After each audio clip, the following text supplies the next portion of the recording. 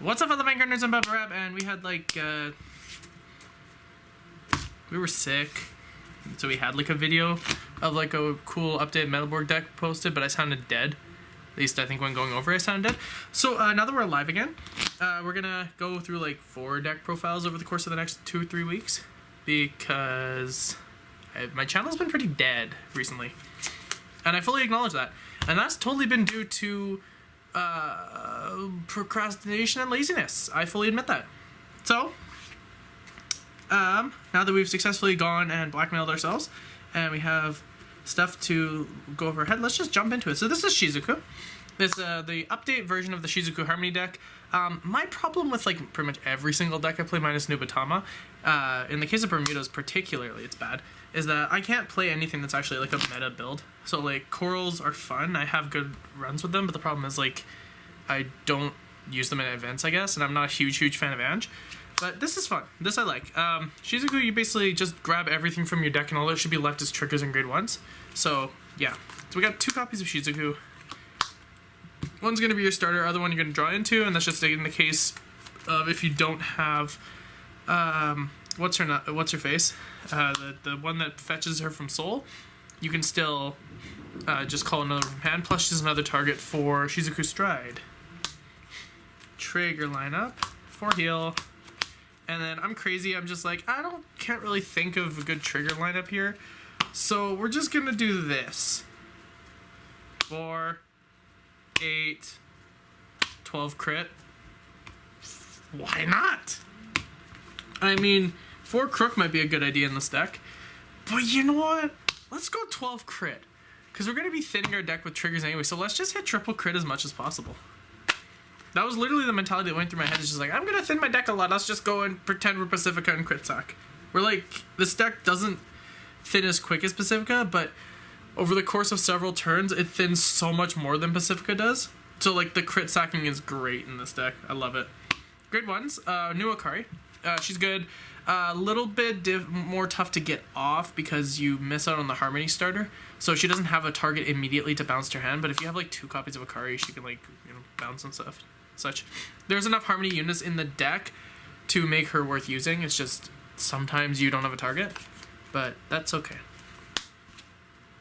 It's a little clunky, but when everything's running nicely, everything is perfect. The biggest problem this deck has is it has very few ways, like it's got 0 rearguard bounces at all, and like your Vanguard, which is gonna pretty much always be Shizuku, she doesn't bounce like anything to hand, so you're relying on stuff like Alk, not even Tiroa. I think it's just Alk and like Ange to really do the bounces. So there's very little amounts of bouncing that happens here, which may or may not be a good thing. So yeah, I have 2 Shandi because you want to actually have some of your Shizukus in hand. It just allows you to stride more frequently. And then 4 unflipping PGs. You burn through a lot of counterblast in this deck, even though what the grade 2 Shizuku card does countercharge when you're pulling the grade 0 back, you're still going to be using that counterblast probably in the exact same turn because, greed. It's good. 4 grade 1 Shizuku. I don't really think I need to explain this. It should be self-explanatory in a Shizuku deck. This card's pretty much abused in almost every single Bermuda deck there is now, as long as that deck goes to GB.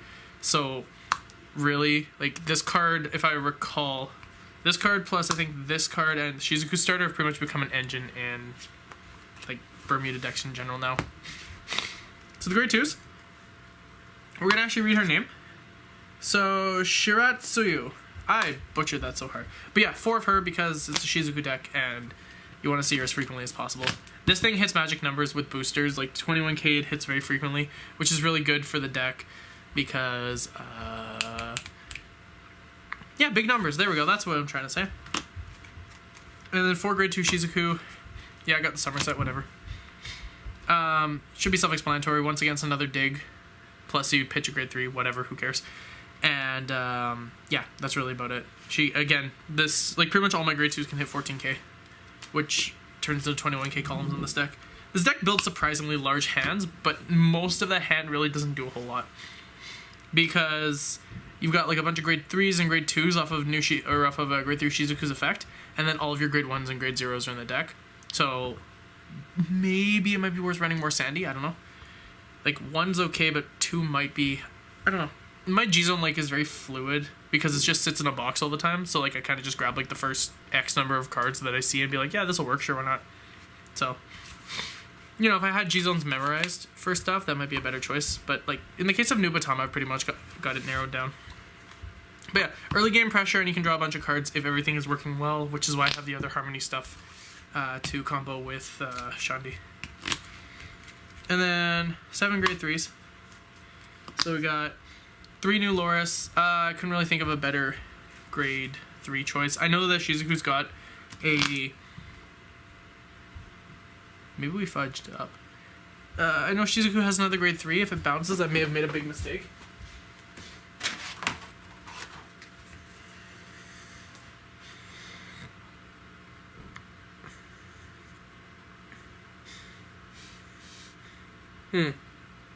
Shibuki might be worth it. When he's placed on rear, choose a card with Shizuku from its soul put into your hand. Counterblast Soul Blast returns into your hand at the end of the battle that was boosted by Shizuku. You bounce her and draw a card. Okay, so the reason why I picked Loris was that I'm running the Loris crit, so why not? And she's not a bad ride if I don't have Shizuku. She's not a good ride if I don't have Shizuku at all. So, but I pretty much always see Shizuku. There's been a few times where I've had Loris, and Loris is actually not a bad second ride if I get in trouble. Like, the deck will function fairly well still if I have Loris on board. Plus, she's got a really good rearguard skill, so I just find it a little bit more, I guess, diverse, or versatile, so to speak. However, I'm not denying that she's a good card as well. Like, having Red Her, it's like, oh, I can keep reactivating Harmony off of her, any of my Harmony units at all, and then this gives draw power to the deck. What Loris does, if she is a Vanguard, she's going to bounce 2 units to my hand. Please tell me I know what I'm talking about. Nice. She's going to bounce 2 units to your hand, which can re-enable Harmony. Again, you'd be sacrificing having a Shizuku for that, but the other thing is she becomes 16k on her own. So again, more magic numbers if that happens. So that's kind of why I'm running new Loris, is just because I find her a bit more versatile than the Shizuku thing. So if I get in trouble, she's still an okay ride, because most of this deck isn't in a situation where, hey, you need a Shizuku Vanguard. It's pretty much a case of everything operates, for the most part, off of Harmony anyway. So Loris is still a fantastic second ride if I don't have the main grade 3. And as I said, she's got a good rearguard skill too, which is why I was like, okay, I think I'm going to use new Loris. Anyway. So, 7 grade 3s in total. I've been messing around with this deck long enough that I have a pretty good idea as to whether this is a good idea. 7 works fantastically. Despite the fact that, like, this deck likes to search grade 3s.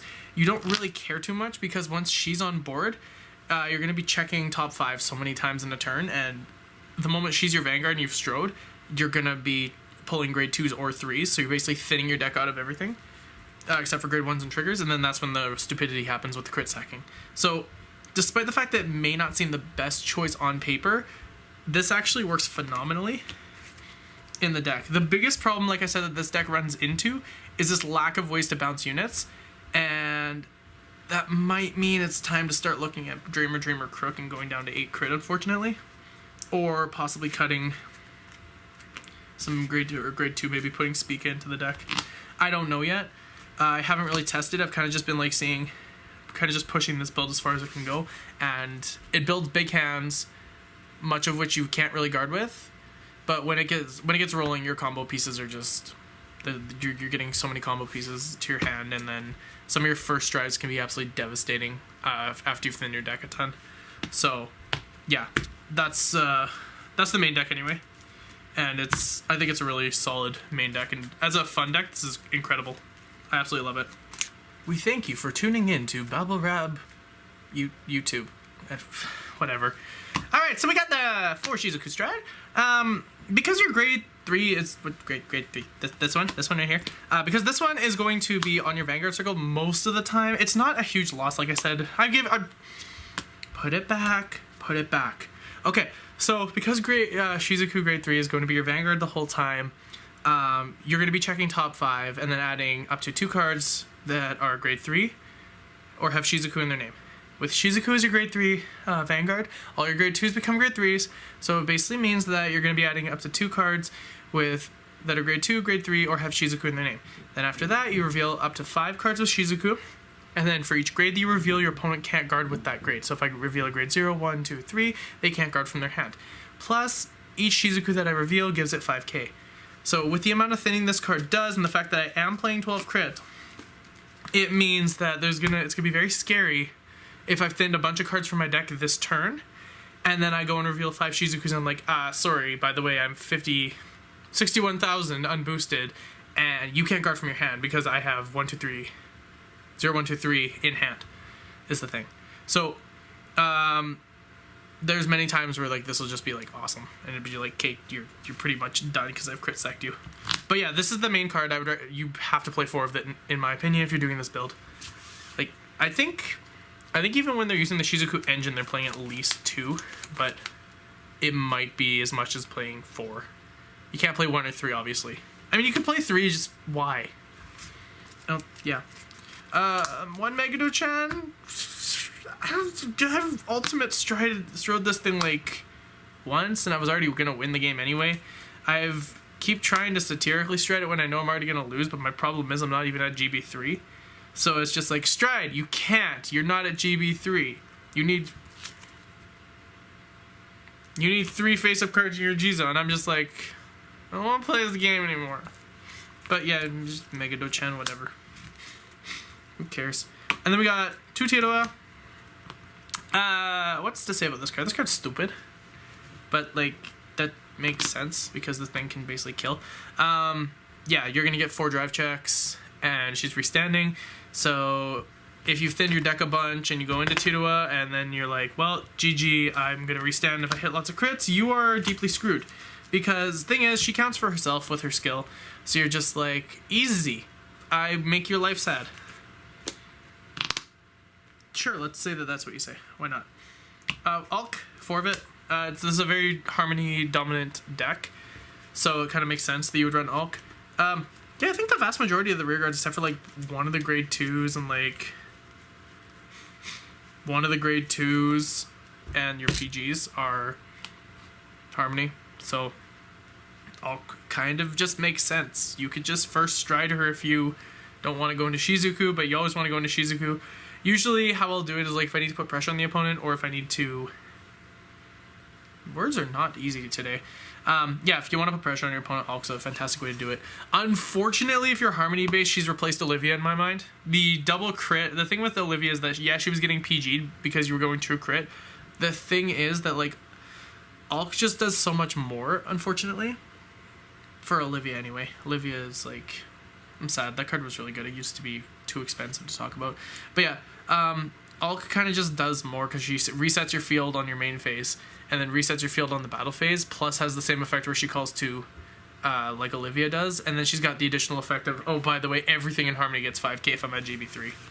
So she's kind of like Olivia, except so much better.